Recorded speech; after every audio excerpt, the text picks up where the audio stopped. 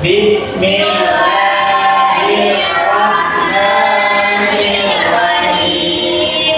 Rabbi zidni ilman warzuqni fahman afiyan ya Allah.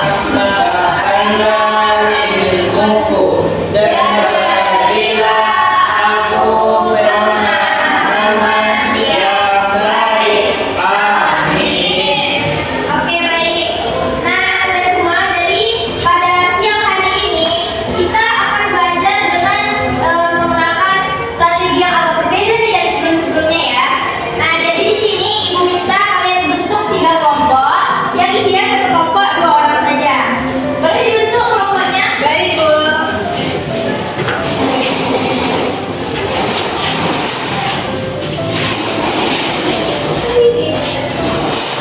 Jaga dekat saja berdua. 1, 2.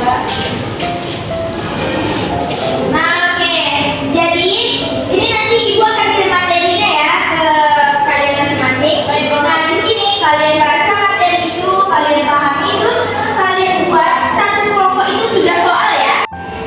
Nah, oke, di sini Ibu akan bagi kertasnya. Jadi kalian buat di kertas ini masing-masing kelompok itu 3 pertanyaan yang kalian kurang pahami tentang materi pembelajaran hari ini. Jadi materi pembelajaran hari ini yang akan Ibu kirimkan adalah tentang sholat. Baik, ini kelompok 1, kelompok 1, ini untuk kelompok 2, dan ini untuk kelompok 3. Nah, Ibu beri waktu 10 menit untuk kalian membaca materinya, memahaminya, terus kemudian kalian buat soal masing-masing kelompok 3 ya. Oke, bisa dipahami? Bisa, Bu. Oke, siap.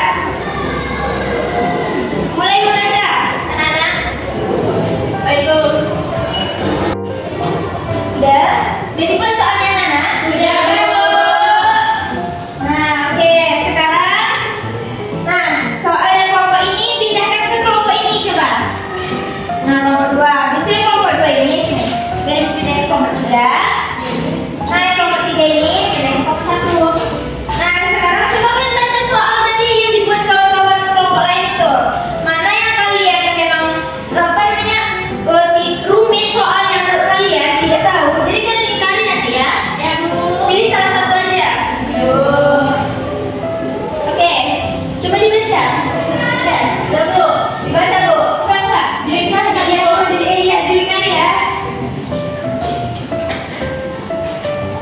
Nah, udah, kemudian ulang waktu lagi, satu lagi.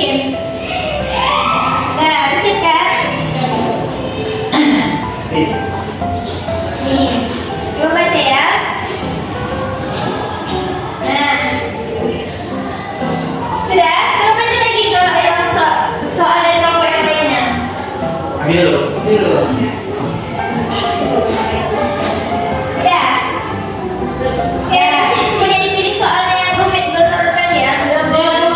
Ya, Ibu minta ya kertasnya.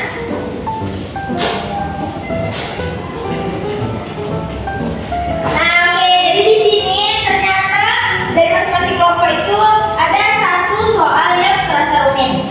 Nih, jadi ada 3 kelompok, masing-masing kelompok ada satu soal. Nah, ini soalnya Ibu buat ya. Soal pertama.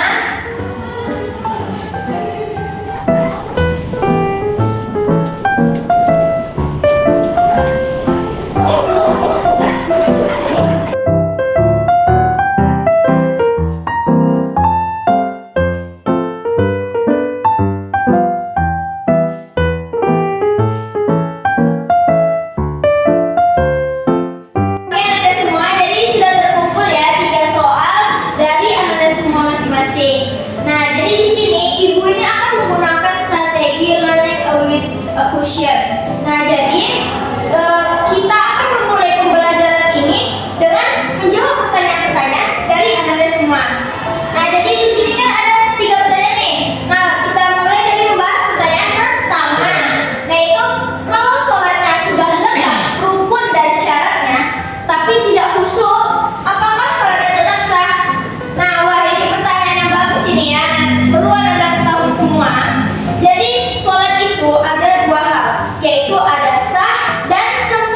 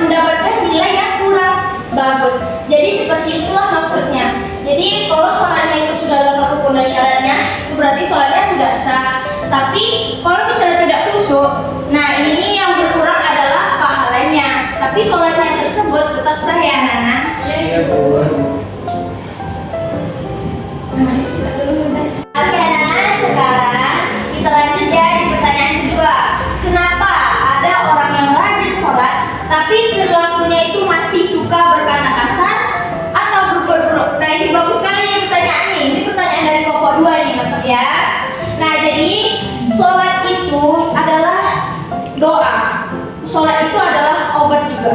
Nah, jadi kalau misalnya nih, kalau obat itu diminum dengan rutin dan dengan sesuai tata caranya, maka kan kalian tuh penyakit kalian akan lama-lama sembuh gitu ya kan. Nah, begitu juga dengan sholat. Kalau sholat ini kita lakukan khusyuk, kita lakukan dengan semestinya sholat, dan perilaku kita juga baik, sesuai lah dengan sholat itu. Nah, jadi sholat ini akan berpengaruh di lingkungan kita juga, dengan perilaku kita juga. Tapi kalau misalnya kita cuma sholat aja nih, tapi nggak kita amalkan, apa aja sih perbuatan baik itu kan? Nah, jadi itu percuma aja gitu kan sholat kita. Nah, jadi di sini tuh yang salah itu bukan sholatnya, tapi itu cara kita menjalankan sholatnya itu yang belum benar-benar sampai ke hati kita. Jadi kalau misalnya orang-orang yang sholat, orang-orang dia sholat, tapi ternyata perilakunya masih buruk, itu berarti dia telah gagal melaksanakan apa-apa saja kebaikan-kebaikan yang ada pada sholat ini. Begitu ya, Nana? Iya, Bu. Nah, jadi kita kalau misalnya sholat harus kita amalkan juga perbuatan-perbuatan baiknya. Jangan kalian lakukan perbuatan-perbuatan buruk. Nanti akibatnya sholat kita jadi kurang diterima gitu kan oleh Allah Subhanahu wa taala. Nah, sekarang lanjut ke pertanyaan ketiga, yaitu dari kelompok 3.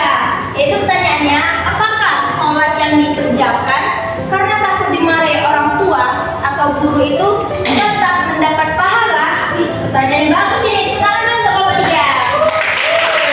Nah, jadi perlu Anda ketahui, kalau kita sudah mengerjakan sholat, walaupun kita itu disuruh gitu kan, atau karena takut dimarahi, nah itu tetap sholat yang kita lakukan itu tetap sah ya.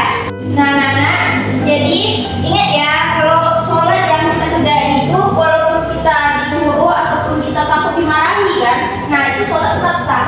Tapi nih perlu kalian ketahui, niat sholat itu harus benar-benar dari hati. Jikalau kalian sholat itu dengan niat karena takut dimarahi, nah itu pahalanya tuh ya nggak full gitu, nggak sempurna ya kan. Jadi kalau misalnya kalian sholat dengan niat karena Allah, karena ridho karena Allah, nah itu maka pahala sholat kita itu akan sempurna, akan dinilai ibadah oleh Allah Subhanahu wa taala. Jadi kayak ibaratnya belajar nih, kita sekolah kan kita disuruh sekolah tuh kan. Misalnya nah bangun pagi, nah ayo ke sekolah. Awalnya mungkin kita kayak males atau apa, tapi kan itu untuk kebutuhan kita juga kan. Jadi nanti kita lama-lama kan memang kita tuh berniat, pokoknya aku harus sukses lah, aku harus bisa. Jadi akhirnya kita tuh mau sekolah ataupun mau belajar tanpa disuruh lagi. Nah begitu juga dengan sholat, awalnya memang kita tuh disuruh. Nah karena anak-anak itu kan kadang-kadang kan keras kepala ya kan, jadi kan harus agak dipaksa gitu kan. Nah ada juga kan hadis Nabi kalau misalnya udah umur 7 tahun itu udah wajib disuruh sholat ya kan. Kalau tidak mau juga untuk sholat boleh dipukul pakai rotan ya kan. Nah jadi sholat itu memang awalnya kita disuruh walaupun kita merasa takut, tapi nanti akhir-akhirnya kita mau aja bergerak hati kita nih untuk kita melakukan sholat tersebut. Nah begitulah ya. Anak simpan dulu mainannya ya Firza. Ada Firza. Kita belajar dulu. Sedikit lagi kita selesai kok. Nah jadi anak-anak kita itu tidak apa-apa ya. Awalnya tuh disuruh sholat, tuh disuruh dan agak dikerasin gitu. Tapi kita sendiri juga harus belajar meluruskan niat bahwa sholat itu memang ibadah dan keperluan kita selama kita hidup. Nah begitu.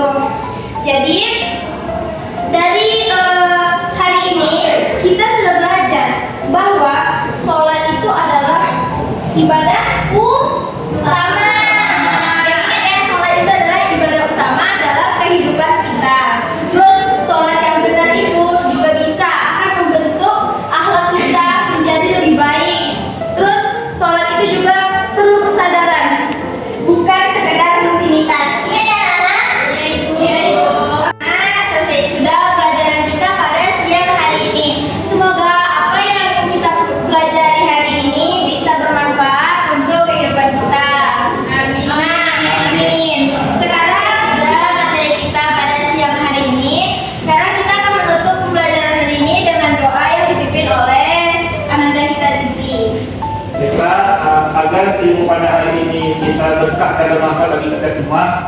Mari kita tutup dengan membaca doa kafaratul majlis. Bismillahirrahmanirrahim.